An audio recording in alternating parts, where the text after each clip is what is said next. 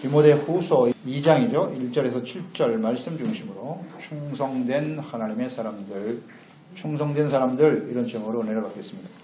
스위스 루체른에 가면 프랑스 혁명 때 숨진 스위스의 용병들을 기리는 빈사의 사자상이 있습니다. 스위스가 현재는 1인당 GNP가 83,000불에 이르고요. 세계 2위 국가인데요.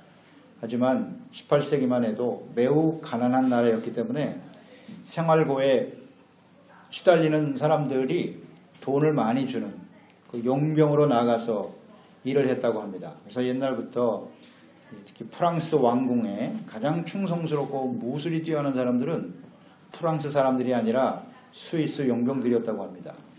프랑스 혁명 당시에 혁명군들이 그 왕궁으로 진격해 왔을 때 대부분의 프랑스 병사들은 다 도망을 쳤는데 스위스 용병들은 끝까지 그 왕을 호위하며 지켜줬다고 합니다. 그래서 당시에 루이 16세가 너희들은 스위스 사람이니까 내 고향으로 돌아가라 그렇게 권면을 했는데 이 스위스 용병들은 신의를 끝까지 지켜야 합니다. 우리는 결코 이 자리를 떠날 수 없어요. 그래서 왕을 호위했고 결국 모두 다 전사했다고 합니다. 이 용감하고 충성스러운 용병들을 기념하기 위해서 바로 이 빈사의 사자상, 굶주려서 죽어가는 사자의 모습이 그 혁명 당시에 죽었던 스위스의 병사들이다. 이렇게 만들어서 기념을 하고 있다고 하죠. 그래서 로마 교황청에 가보면 스위스 용병들이 그 충성을 기억하면서 지금도 로마 바티칸을 지키는 군사들은 이탈리아 사람들이 아닙니다. 스위스 용병들이 지금도 지키고 있다고 하죠. 이 충성이라고 하는 말, 나라 혹은 임금, 상관, 상전들에게 몸과 마음을 다하는 것입니다. 몸과 마음을 다해서 최선을 다해 섬기는 것, 그게 바로 충성이라고 하는 의미입니다. 그래서 하나님께 대한 믿음을 가진 사람들, 우리 그리스도인들은 하나님과 하나님이 다스리시는 하나님의 나라, 우리를 부르신 예수 그리스도 앞에 몸과 마음을 다해서 헌신하고 섬겨야 될 사람들이에요. 충성된 사람들이 되어야 합니다. 하나님께서는 하나님과 하나님의 말씀에 대한 믿음을 가지고 충성을 다하는 사람들을 아주 귀하게 여기십니다. 그리고 그들과 함께 하시고요. 그들을 통해서 하나님의 뜻을 이루어 가십니다. 또 그런 사람들에게 사명을 맡기시기도 하고요. 충성된 사람들, 성경에 보면 하나님께서 귀한 지인과 사명을 맡겼던 충성스러운 사람들이 있는데요. 믿음의 조상인 아브라함이죠. 창세기 12장에 아브라함이 믿음의 조상이고 이스라엘의 시작이지 않습니까? 그래서 아브라함을 불러내셨고 그를 통해서 언약을 주시면서 이스라엘이 시작되었는데요. 느헤미야 9장 7절로 8절에 보면 아브라함에 대해서 주는 하나님 여호와시라 옛적에 아브라함을 택하시고 갈대아 우르에서 인도하여 내시고 아브라함이라는 이름을 주시고 그의 마음이 주 앞에서 충성됨을 보시고 그와 더불어 언약을 세우셨다. 이렇게 말씀하고 있어요. 아브라함이 충성된 사람이기 때문에 그에게 언약을 주셨다. 아브라함은 충성된 사람이다. 그래서 하나님의 말씀을 들었던 이 아브라함은 주저함 없이 조상 때부터 살아온 갈대아 우르 땅을 떠나죠. 그래서 하나님이 지시할 땅으로 순종하며 나아갔더라.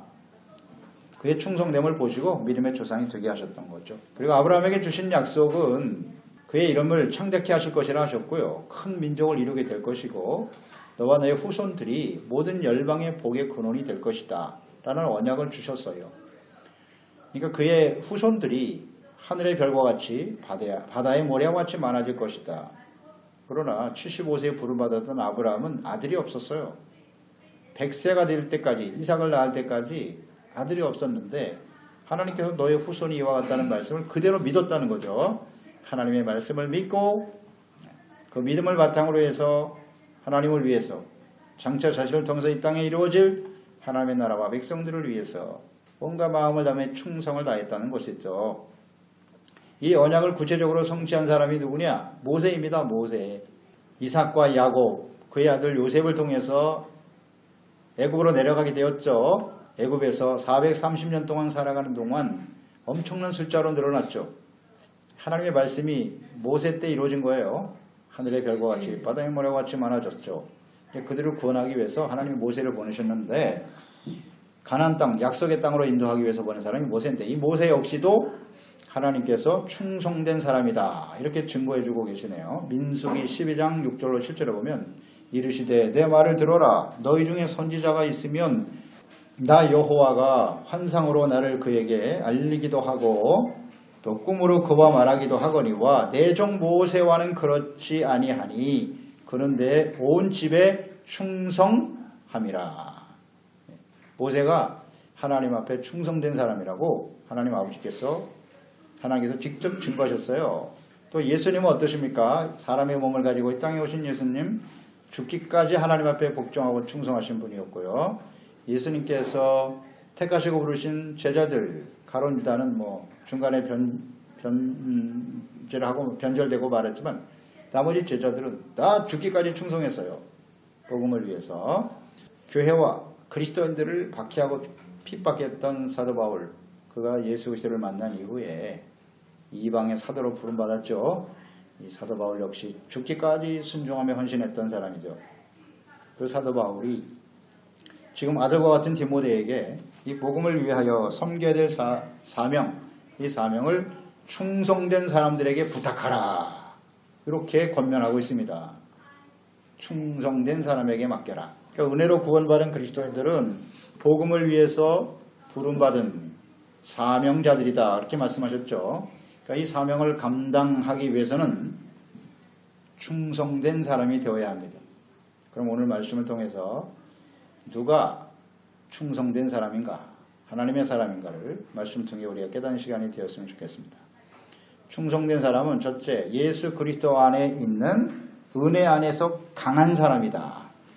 1절 말씀이죠. 내 아들아, 그러므로 너는 그리스도 예수 안에 있는 은혜 가운데서 강하고 그랬어요. 그러니까 충성된 사람은 강하고 담대한 사람입니다. 강하지 않으면 충성할 수가 없습니다. 이 권면을 하고 있는 사도 바울, 복음을 전파하는 일로 지금 로마의 감옥에 갇혀 있습니다. 오늘 죽을지 내일 죽을지 모르는 순교에 직면한 상태에 있어요. 그러니까 예수 그리스도의 증인이 되는 일, 복음을 전파하고 그 사명을 위해서 참된 그리스도인으로 살아가는 삶의 여정에는 이렇게 시련과 박해와 어려움이 있게 마련이에요. 이런 고난이 직면하게 되는데요. 이 사도 바울이 복음을 위해서 사명을 감당하는 일을 위해서 당했던 많은 고난과 시련의 시간들이 있었습니다. 그에 대해서 고린도 후서 11장 23절 27절에 이렇게 고백하죠. 그들이 그리스도의 일꾼이냐? 정신없는 말을 하거니와 나는 더욱 그러하거니와 내가 수고를 넘치도록 하고 옥에 갇히기도 더 많이 하고 매도 수없이 맞고 여러 번 죽을 뻔하였으니 유대인들에게서 40에 하나 가마매를 5번이나 맞았고 3번 태장으로 맞고 1번 돌로 맞고 3번 파손하고 일주야를 깊은 바다에서 지냈으며 여러 번 여행하면서 강의 위험과 강도의 위험과 동족의 위험과 이방인의 위험과 시내의 위험과 광야의 위험과 바다의 위험과 거짓 형제 중의 위험을 당하고 또 수고하며 애쓰고 여러 번 자지 못하고 줄이며 목마르고 여러 번 굶고 춥고 헐벗었노라. 이런 고백을 하고 있죠. 사도 바울이 그 사명을 감당하는 일은 쉬운 일이 아니었습니다. 많은 고난과 시련이 있었는데요. 그러면 어떻게 이런 고난 속에서도 복음 전파의 사명에 충성할 수 있었을까요? 그 이유는 무엇이니요? 오늘 말씀에 고백한 것처럼 주 예수 그리스도 안에 있는 은혜 안에서 강하라 그랬어요. 그 본인이 그걸 깨달았기 때문에 디모데에게 이걸 권면하고 있는 겁니다. 오늘날 복음을 위해서 그리스도인의 사명을 위해서 살아가는 모든 사람들이 많은 시련과 어려움을 당하고 있겠죠. 우리도 경험하는 바이고요. 어떻게 우리는 그 모든 것을 이길 수 있는고, 충성할 수 있는고, 어떻게 강할 수 있는고, 예수 안에서 주시는 은혜, 그 은혜 안에서 우리가 강해질 수 있다는 것입니다. 그러면 예수님 안에서 주시는 은혜, 강하게 하시는 은혜는 무엇일까요? 고린도전서 15장 10절에 보면 그러나 내가 나 된 것은 하나님의 은혜로 된 것이니 내게 주신 그의 은혜가 헛되지 아니하여 내가 모든 사도보다 더 많이 수고하였으나 내가 한 것이 아니요 오직 나와 함께 하신 하나님의 은혜로다. 이런 고백을 하거든요. 하나님이 주시는 은혜는 우리를 구원하신 은혜입니다. 예수 그리스도 안에서 하나님이 우리를 택하시고 부르셔서 구원하셨고, 그리고 우리를 말씀으로 잘 양육하고 성장시켜서 예수 그리스도의 제자가 되게 하시고 귀한 지인과 사명을 우리에게 맡겨주신 은혜입니다. 그리고 더 큰 은혜는 나와 함께 하신 하나님의 은혜로다 그랬잖아요. 나의 나 된 것은 지금까지 살아온 모든 삶이요, 구원받은 시간부터 지금까지 살아온 모든 것이 나의 의지와 노력으로 된 것이 아니고 하나님의 은혜로 된 것이며, 또 오직 하나님이 나와 함께 하시는 은혜로 된 것이다. 하나님이 함께 하시는 것이 은혜입니다. 이게 하나님이 주시는 은혜예요. 하나님께서 아무나 함께 하시는 게 아니에요. 하나님이 택하시고 부르시고 죄사함받고 용서받고 의롭다함을 얻은 하나님의 자녀들, 주님이 주신 복음의 사명을 붙들고 시련과 고난 앞에서도 순종함에 따르는 사람들과 하나님은 함께 하십니다. 함께 하시는 것이 은혜죠. 전능하신 하나님의 능력으로 하나님께서 함께 하시면 능치 못할 일이 없죠. 시련과 어려움이 있어도요, 하나님이 함께 하시면 우리는 반드시 승리할 수 있습니다. 이것이 바로 우리를 강하게 하는 겁니다. 하나님의 은혜 안에서 우리가 강해진다.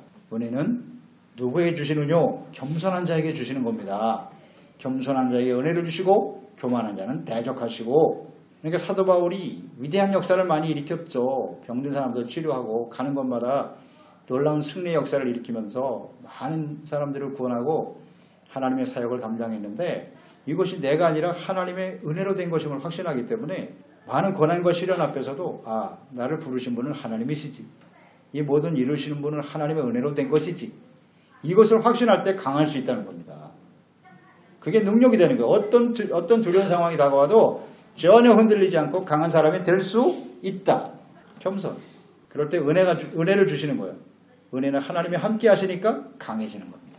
내가 무슨 대단한 능력이 있고 힘이 있어서 이 사역을 감당한다고 생각하면요, 우리 인생은 반드시 자신의 능력의 한계를 만나게 돼 있어요. 반드시 만나게 돼 있어요. 부딪히게 됩니다. 그럴 때 다 무너지는 거예요. 하나님의 은혜로 살아가는 사람은 언제든지 강하고 담대할 수 있습니다. 여호수아서 1장 9절에 보면 모세가 생을 마감하고 모세의 뒤를 이어 그 말 안 듣고 40년 동안 끊임없이 원망 불평하는 골치 아픈 백성들이죠.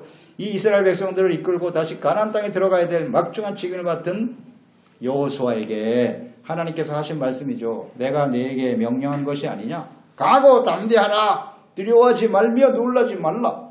내가 어디로 가든지 네 하나님 여호와가 너와 함께 하느니라. 아멘. 강하고 담대하라고 말씀하셨고, 왜 강하고 담대할 수 있느냐? 하나님이 너와 함께 계신다. 딱 이 말씀 한마디 하셨어요. 내 말씀대로 잘 순종하고 하나님 말씀대로 순종하고 주님의 말씀을 따라가라. 그러면 내가 너와 함께하여 너를 강하게 할 것이다. 아멘입니다. 하나님이 함께 하실 때 강해지는 겁니다. 그런 사람들이 충성된 사람들이에요. 하나님이 나와 함께 하시는가? 왜 마음속에 두려움이 찾아오나요? 여러분 잘 묵상해 보세요. 왜 두려워하는가? 하나님이 함께 하신다는 것을 날마다 입술로 고백하고 믿습니다 하고 소리치는데, 어떤 시련과 어려움이 다가올 때 우리는 왜 이렇게 힘없이 무너지죠? 하나님과의 관계가 바르지 않기 때문입니다. 주님은 절대로 죄인과 함께 하시지 않습니다. 죄인의 길에 함께 하시지 않습니다. 그걸 버리면 돼요. 교만하면 절대 같이 계시잖아요. 끝까지 겸손해야 돼요.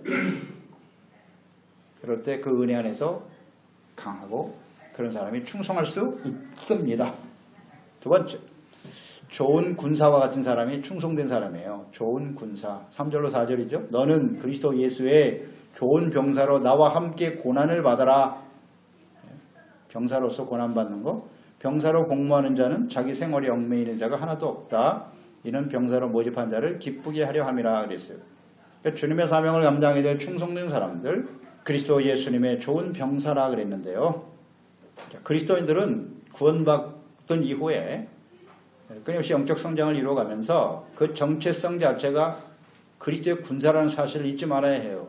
그래서 계속해서 우리가 천국 가는 그날까지, 인생 마감하는 그날까지 우리는 이 영적 싸움을 계속 싸워 나가야 돼요. 사도 바울은 이것을 선한 싸움이라고 말했는데요.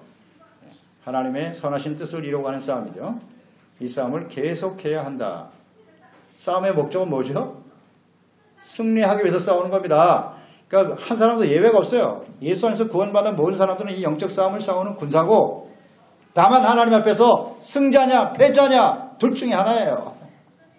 이기는 자는 하나님 앞에 서는 거고 실패하고 패배하는 자는 사단의 종이 되는 겁니다. 승리하는 사람이 돼야죠. 그러니까 중요한 것은 내가 지금 이 영적 싸움을 싸우고 있는 군사라고 하는 정체성 자체를 지금 모르고 있다. 그런 사람들은 이미 다 진 사람들이에요. 정체성도 몰라. 그 다음에 어떻게 싸워야 되는지도 잘 모르고 있다. 여러분 우리는 다 예수 그리스도의 군사들입니다. 아멘. 근데 좋은 군사가 있고 그렇지 않은 군사가 있다. 좋은 군사는 어떤 사람들이냐? 정리해 볼까요? 좋은 군인. 어떤 군인일까? 첫째, 명령의 복종을 잘해야죠. 그게 군인이죠. 군인의 상명은요, 상명하복입니다. 위에서 명령을 무조건 순종해야 돼요. 위에서 명령하는데도 그 명령은 내가 따를 수 없어요. 내 생각은 달라요. 전쟁에서요, 상관의 명령을 불복종하면 그냥 사형입니다. 그 자리에서 총 맞아 죽어도 할 말 없어요. 상명하복, 복종을 잘해야 됩니다. 그게 좋은 군사죠. 그러니까 우리 그리스도인들이 군사라고 하는 것은 하나님과 예수 그리스도의 명령에 절대 복종하고 순종하는 사람들이 되어야 합니다. 그러니까 복종이라고 하는 것은 일단 나에게 복종할 명령을 내리는 분에 대한 믿음이 있어야죠. 믿음과 신뢰가 없으면 복종을 할 수가 없어요. 그러니까 하나님의 어떤 분이신지, 나를 부르신 예수 그리스도가 어떤 분이신지에 대한 믿음이 없으니까 그분의 명령에 대해서 자꾸 나의 생각이 들어가는 거예요. 그래, 무조건 맡겨.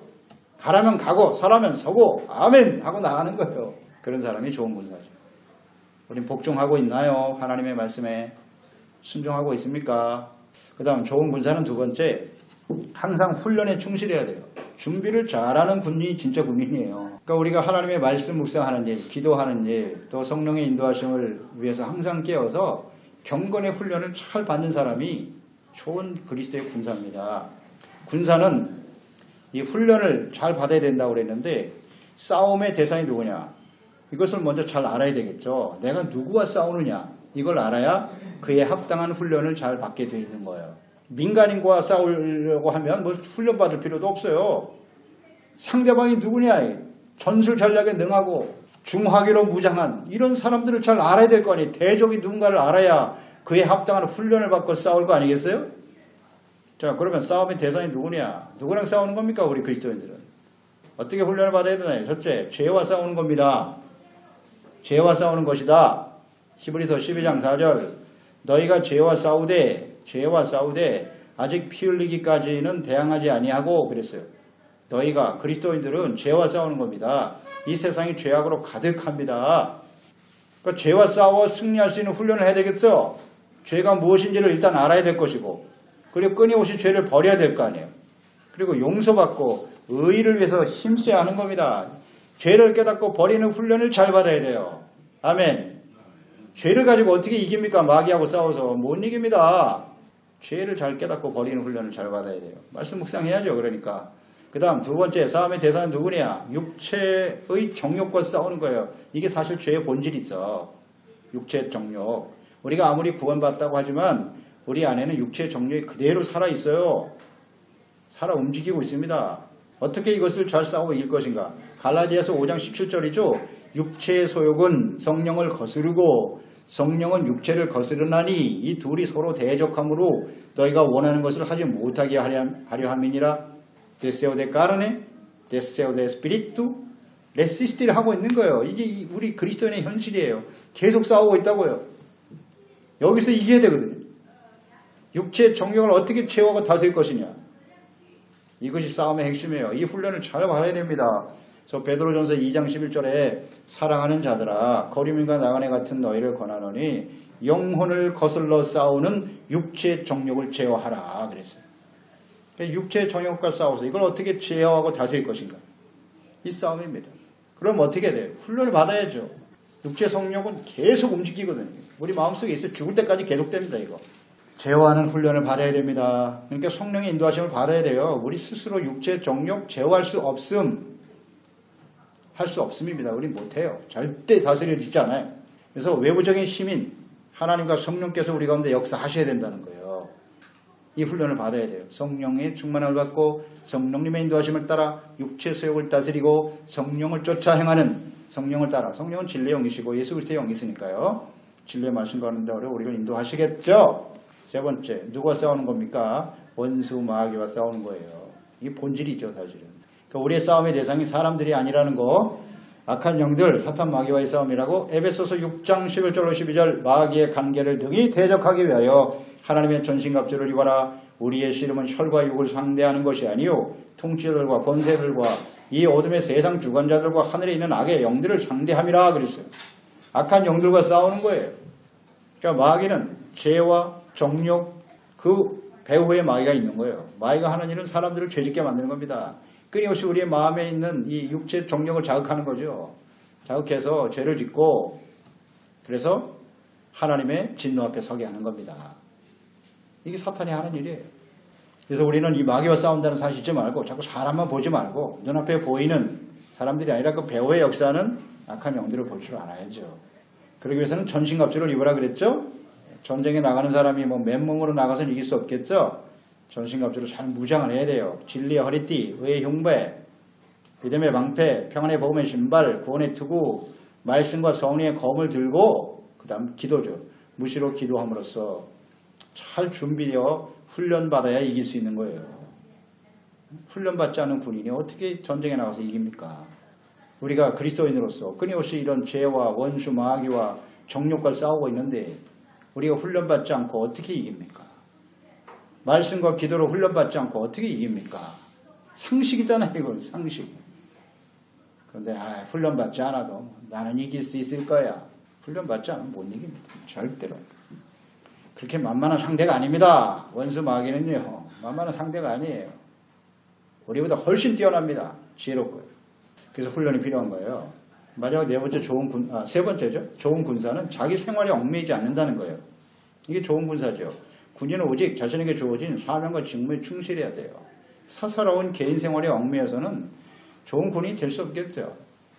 그러니까 삶의 우선순위가 분명한 사람이어야 한다는 거예요. 군인이. 그 명령과 자기의 공적 임무에 충실해야죠. 그런 사람이 돼야 되죠. 그래서 우리는 먼저 하나님의 나라와 그의 의를 구하는 사람들이 되어야 해요. 이것이 언제나 삶의 우선순위가 돼야 돼요. 어떻게 하면 내가 나라와 국가를 위해서 이게 진짜 군인 아니에요? 국민들의 평안을 위해서 나의 생명을 바쳐야지. 근데 군인들이 앉아서 정치하고 있잖아요. 정치하고 있고 자신의 권력을 얻을 생각하고 앉아있고 어떻게 하면 자기의 주머니를 채울까. 이건 무슨 군인입니까? 그렇지 않은 사람으로 가득하죠. 뭐 군대. 그래서 하나님 앞에서요. 우리가 그리스도인들도 이렇게 분명한 군사라는 사실을 알고 주어진 직임과 사명 하나님의 나라입니다. 내가 되어서는 안 돼요. 내가 출세하고 내가 명예를 얻고 그럼 군인 될 자격이 없어요. 오직 하나님의 나라와 하나님의 뜻을 이루기 위해서 주님의 백성들을 위해서 충성한 사람이 돼야 되겠죠. 마지막 네 번째는 모집한 자를 기쁘게 하는 거죠. 군인은 나라가 부른 겁니다. 나라를 위해서 충성하는 거예요. 국민들을 위해서 국민들을 기쁘게 하는 일을 위해서 희생하는 거죠. 자기를 희생하는 게 이게 진짜 군인이죠. 근데 자기 자신의 평안과 기쁨을 위해서 충성하는 사람이 되어서는 안 되겠어요. 자기의 유익과 기쁨, 만족을 위해서 일하는 사람이 아닙니다. 오직 부르신 하나님 예수 그리스도 주님의 복음을 위해서 헌신하며 그분을 기쁘시게 하는 사람들이 되어야겠죠. 이런 사람들이 충성된 좋은 군사들이겠죠. 세 번째, 충성된 사람들은 승리하는 운동선수와 같은 사람이다. 운동선수. 5절이죠. 경기하는 자가 법대로 경기하지 아니하면 승리자의 관을 얻지 못할 것이다. 좋은 운동선수. 운동선수가 우승하려면요. 정말 자기 주어진 일에 최선을 다해야 돼요. 그리고 국가대표 정도 되면은 국가를 생각하고 정말 충성해야죠. 충성하는 사람이 돼야 된다. 그러니까 좋은 운동선수는 어떤 사람일까요? 첫째, 운동선수는 승리를 위해서 최선을 다해야 되죠. 그리고 그것을 위해서는 모든 것을 절제할 수 있는 사람, 좋은 운동선수겠죠? 운동선수의 목적이 뭡니까? 참가하는 데 의의가 있는 거예요? 운동선수는 우승입니다. 금메달, 우승을 목적으로 해서 최선을 다하는 거예요. 내가 열심히 훈련해서 반드시 우승할 것이다. 목표의식이 분명해야지. 목표의식이. 승리를 위해서 최선을 다하는 것이다. 고린도전서 9장 24절 운동장에서 다름질하는 자들이 다 달릴지라도 오직 상을 받는 사람은 한 사람뿐이다. 너희가 알지 못하느냐? 너희도 상을 받도록 이와 같이 다름질하라. 상을 받기 위해서 달리는 겁니다. 우승하기 위해서. 그러면 어떻게 해야 돼요? 훈련을 이겨내야죠. 절제해야죠. 놀고 싶은 거 다 놀고 먹고 싶은 거 다 먹고 언제 운동합니까? 많은 절제를 해야 돼요. 운동선수들 보세요. 집에서 다 떠나서 선수촌에 들어가서 그냥 모든 거 다 세상 끊고 최선을 다하잖아요.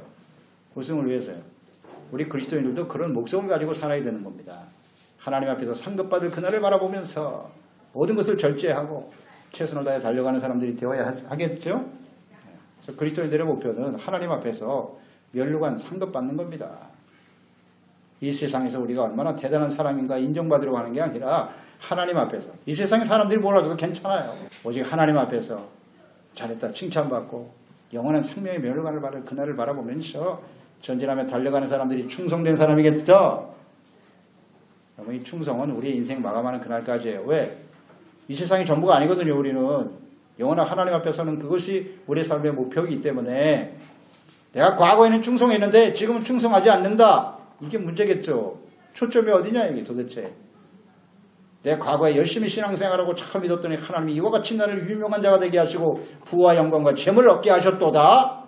그게 목적인 사람은 더 이상 충성할 필요가 없잖아. 이제 얻을 거 다 얻었는데 뭐. 초점이 잘못되어 있어요. 우리는 우리의 상급은 이 땅이 아니라 하나님의 나라입니다. 하나님 앞에서 상급받을 그날을 향해서 끊임없이 달려가야 합니다. 그러기 위해서는 경건의 훈련, 영적 성수 힘써야죠. 당연히 힘써야죠. 절제하고요. 특히 요한계시록 마지막 예수님의 재림이 임박한 시대의 교회와 성도들 향해서 외치시는 말씀, 이기는 자가 되라, 승리자가 되라는 겁니다. 이겨도 그만, 쳐도 그만. 그런 문제가 아니에요. 이거는요. 반드시 이겨야 되는 거예요. 반드시. 그런데 사실 어떻게 이기느냐. 우리 힘과 의지와 노력으로는 못 이겨요. 하나님이 함께 싸워주실 때 이기는 겁니다. 싸움의 대상이 죄, 정욕, 마귀잖아요. 이거 우리 힘으로 못 이긴다니까요. 하나님이 싸워주시도록 해야 돼요. 하나님이 함께 싸워야 이기는 거예요. 그러니까 그 승리를 위해서 끊임없이 경건의 훈련을 계속해야겠죠. 이기는 자가 돼야 돼요.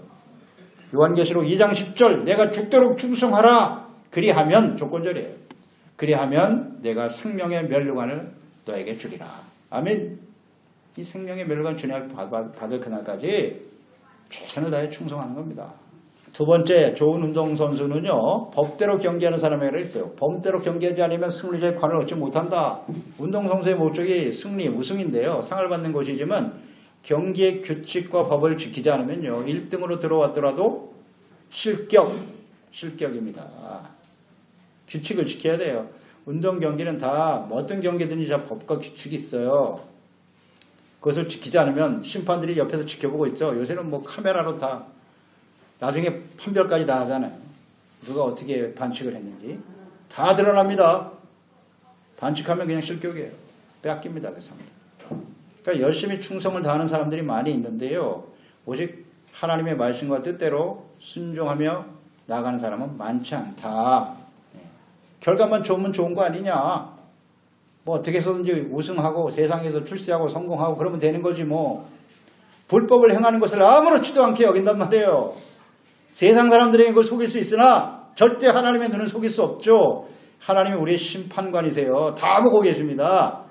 분초마다 우리의 모든 사람을 다 녹화하고 계시다고요. 하나님 앞에 이거 다 하나님 앞에 서면 그대로 보여주실 거예요. 결과도 중요하지만 과정도 중요시 여겨요. 하나님은요.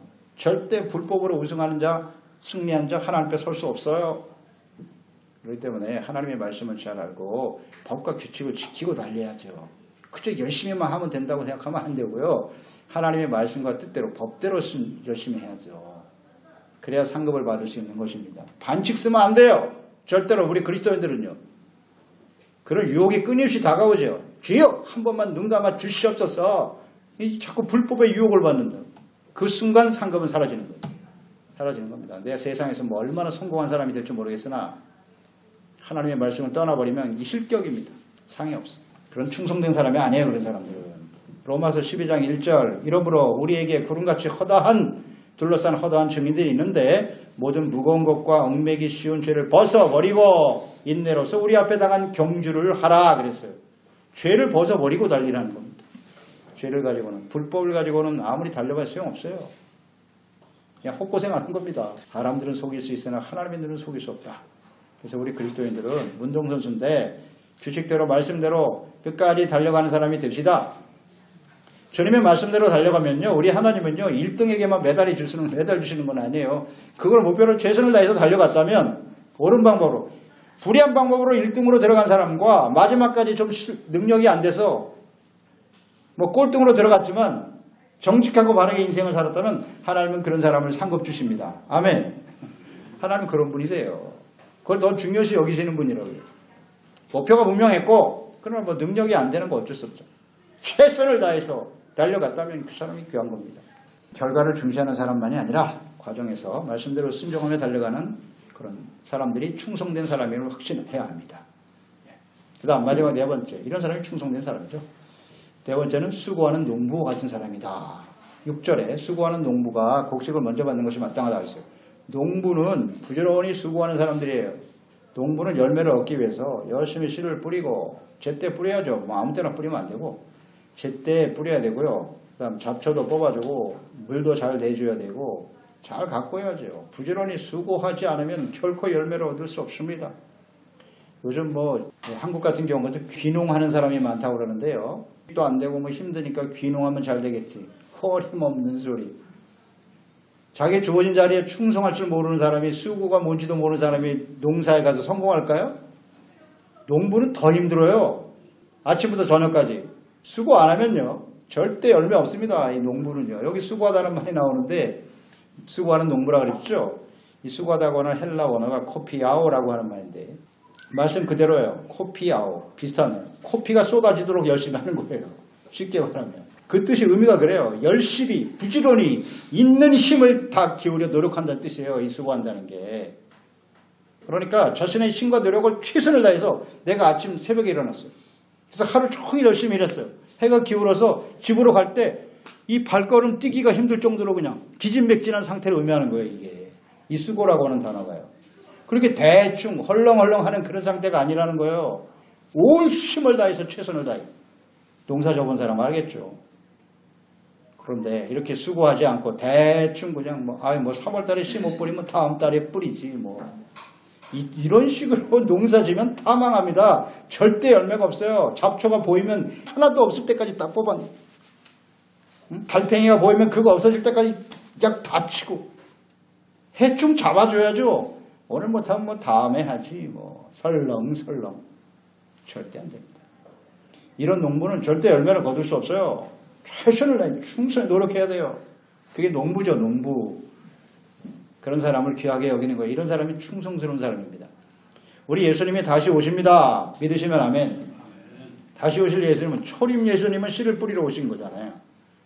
구원의 씨앗을 뿌리고 다시 오실 예수님은 열매를 거두기 위해서 오시는 거예요. 열매. 그러니까 우리는 수고하는 농부와 같이 우리 그리스도인들은 자신에게 주어진 역할과 직임과 사명에 충성을 다해야 될 농부와 같이 열매를 바라보고 주님이 원하시는 열매는 뭘까요? 우리가 이제 구원의 열매인데요.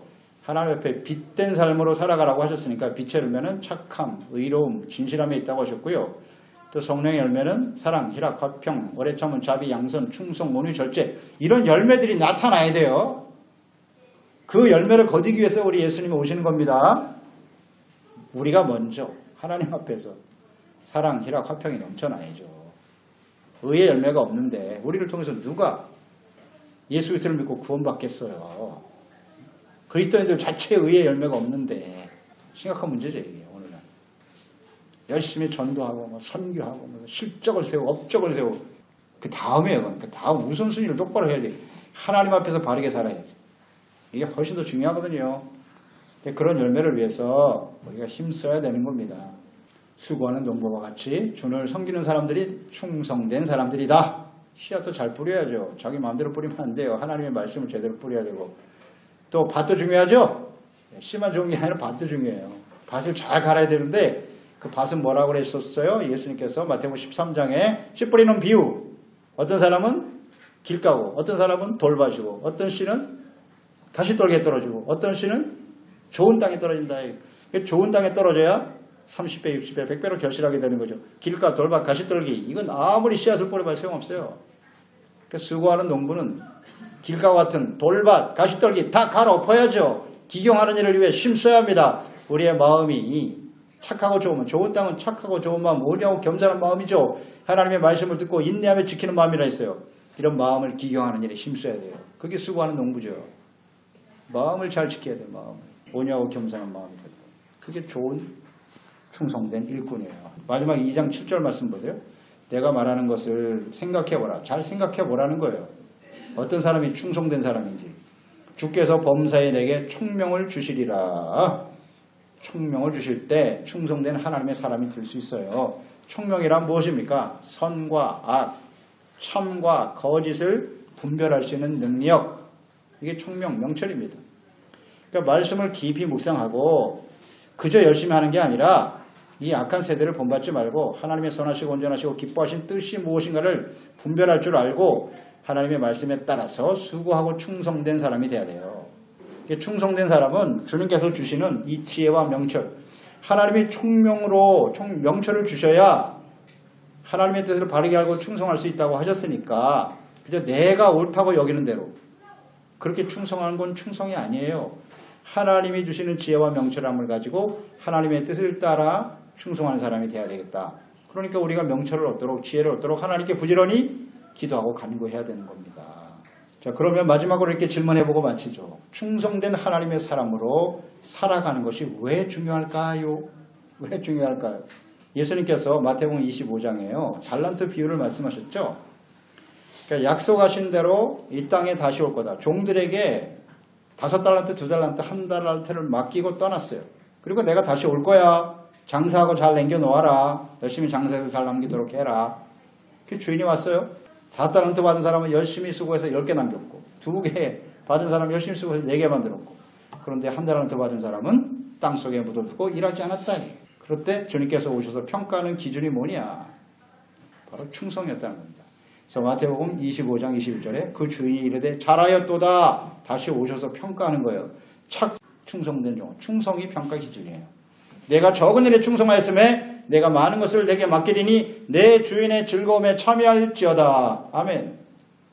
충성을 평가하셨어요. 1달란트 받은 사람은 게으르고 악한 종아 그랬거든요.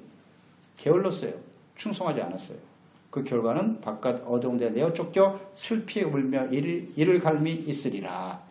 버려진 가치 없다. 여러분 잘 생각하세요. 우리가 예수님 오실 날을 기다리고 있고요. 주님의 재림을 기다리고 있고 또 우리 개인적으로는 인생을 마감할 날이 반드시 오겠죠. 반드시 올 것입니다. 그럴 때 우리의 인생에 대해서 하나님 앞에 평가를 받게 돼 있어요. 그리스도의 심판 가운데 우리 서게 된다고 그랬습니다. 그랬을 때 그 평가 기준이 뭐냐? 충성. 얼마나 중요한 단어인지 아십니까? 이 충성이. 너 충성을 다했어? 내가 너에게 맡겨진 그 달란트는 우리에게 시간일 수 있고요. 생명일 수 있을 것이고 그게 재물일 수도 있고 재능일 수도 있고 하나님이 주신 직임과 사명일 수 있을 거예요.